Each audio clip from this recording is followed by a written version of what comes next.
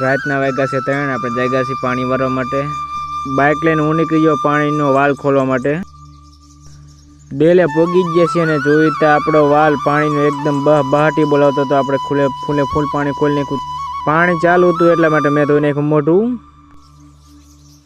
પાવડો લઈને હું પોગી ગયો મારા ઠેકાણે પાણી વાળવા માટે। આ છે આપણી ખૂંચી જ્યાં આપણે બેસીને પાણી વાળી છે।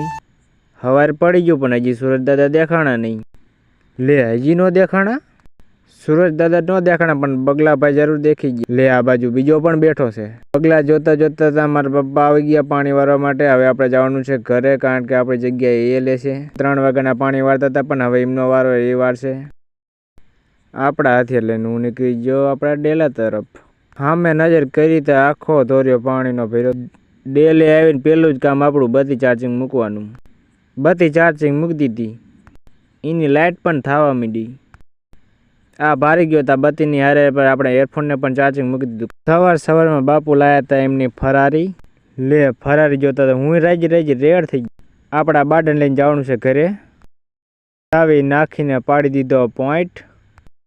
ધકેલીને કાઢ્યું બારું, માર્ગે કર્યું વેતું। હે બાડું પણ કામ સારું આપેલો। મોઢું ધોઈ આવીને હું નીકળી ગયો ઘરે। પૂગી ગયો ઘરે આપણા। મોટરથી ભરી લીધું નાહવા માટેનું પાણી। ગરમા ગરમ બા બનાવે રોટલી, પાછું ભર્યું પાણી। ઘરે આવીને મૂક્યો મોબાઈલ ચાર્જિંગ। લઈ લીધા દાંત સાફ કરવાના હથિયારો, એક બ્રશ ને એક પાવડો। નાહવા માટેનું બીજું સાધન રૂમાલ લઈને ભાગ્યો નાહવા માટે। નઈને પહેરી લીધા ધોરા લુગડા। આજના રમણ ભમણ બ્લોકમાં આટલું જ છે। મળશું કાલ નવી હવારે। જય અલખતણી।